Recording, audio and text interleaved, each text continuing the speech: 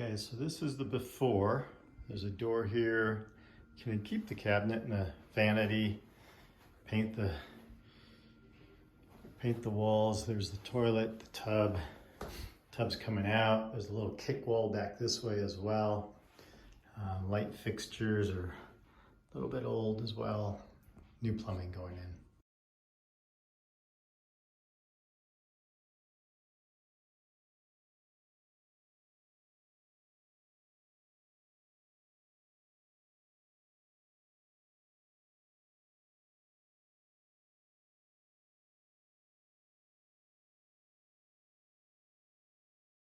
Here's the install of the linear drain. And what I did is I siliconed under, I routed into the wood before I put it in. And then so it's right at the level of the wood. And then underneath that, I put in silicone. You can see the silicone there on the edge. And eventually I have to clean it up before I do much more.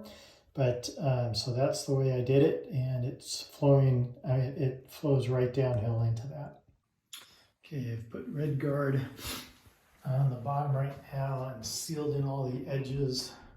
Used a tape thing there in the middle to do the edges.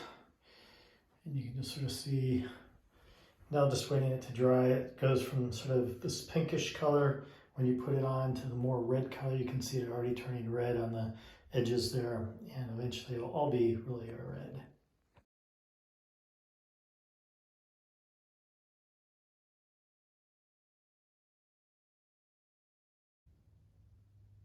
So now I'm honing this piece of granite. I've already cut it to the size that I needed.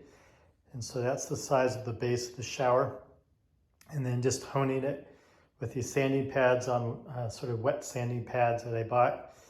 And then, yeah, so this is just gonna go in just like this. And I'm honing it right now at 50, probably maybe go down to 100.